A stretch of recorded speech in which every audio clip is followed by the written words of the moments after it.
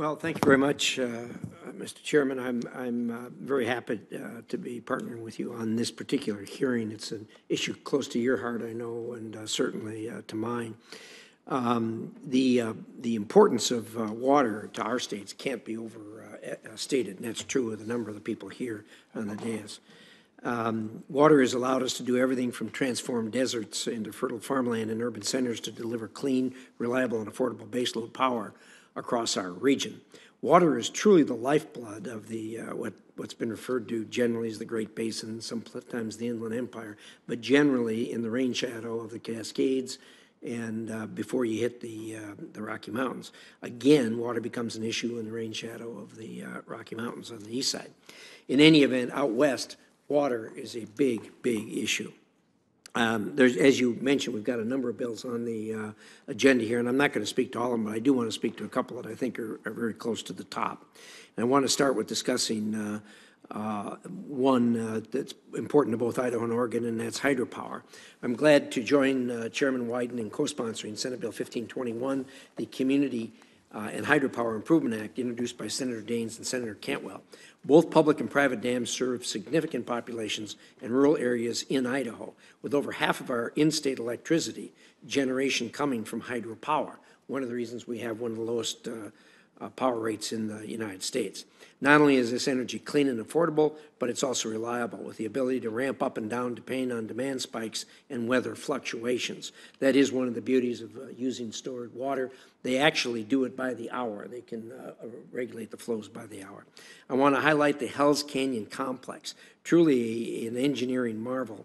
And I want to talk about that in particular, and it consists of 3 dams owned and operated by Idaho Power Company on the Snake River. These 3 dams produce approximately 30% of the company's total generation, providing unmatched importance to the company's more than 600,000 residential and business customers in Idaho and in eastern Oregon. The Hells Canyon Complex also presents a prime example as to why we desperately need to improve the dam licensing and relicensing process if we want to continue to support clean and reliable hydropower. Idaho Power applied for an updated FERC license for the Hells Canyon Complex in July of 2003, and it has still yet to be granted. Currently, it's expected that at the best, the company could receive a new long-term license at the end of 2024. Relicensing's critical energy infrastructure should not be a multi-decade process, but it is. In the meantime, Hells Canyon continues to be operated on a temporary annual license based on its previous license issued in 1955. Not only does this mean these dams are needlessly operating based on outdated information, but it also leaves no possibility for investment or improvements to benefit efficiency, ratepayers, local communities, or the environment. This spring, Secretary Granholm said before this committee that hydropower is a renewable, cheap form of power that we should be expanding and not reducing. I strongly agree with her, and this means finally fixing the hydropower licensing process. I look forward to working with Senator Daines and the rest of my colleagues on the committee to see that it gets done.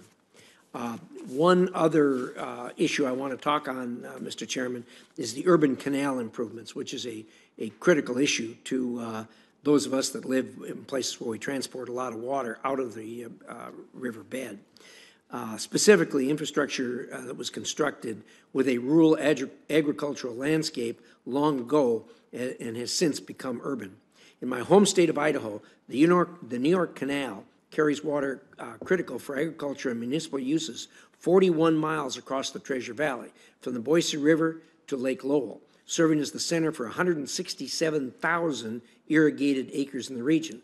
As you can guess, with that kind of a load, it is a very significant amount of water that runs in this canal. At the time the New York Canal was built, it traveled primarily through farmland, but Idaho, like much of the West, has experienced immense urban sprawl.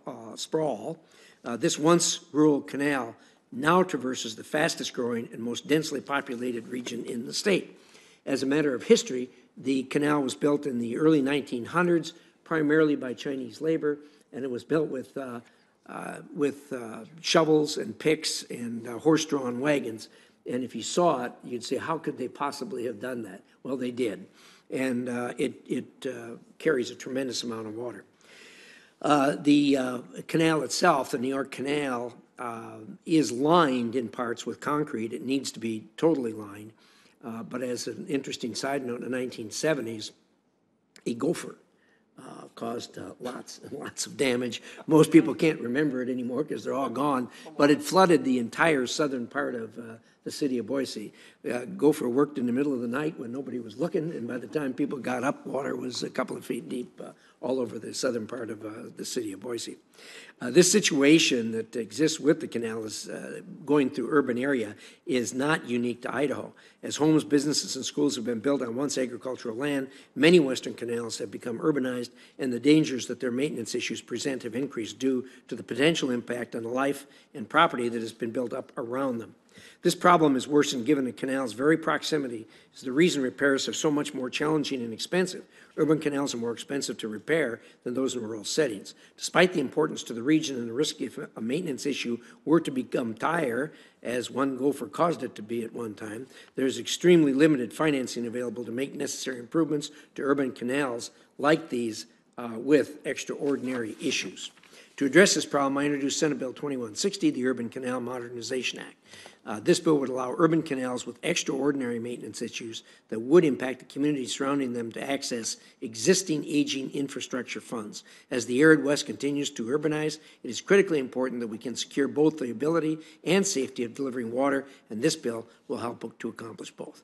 I'm glad we're here to discuss this and other legislation concerning water infrastructure, issues which are, as we all know, of ever-increasing concern and critical to our way of life in the West. Responsible water management is essential for ag production, fire prevention, natural resource reliance, a robust and clean base load of power supply, and much more. I know my committee colleagues will understand well the importance of water in the West, and I look forward to working with all of you on both sides of the aisle today to advance common sense, critical water infrastructure legislation.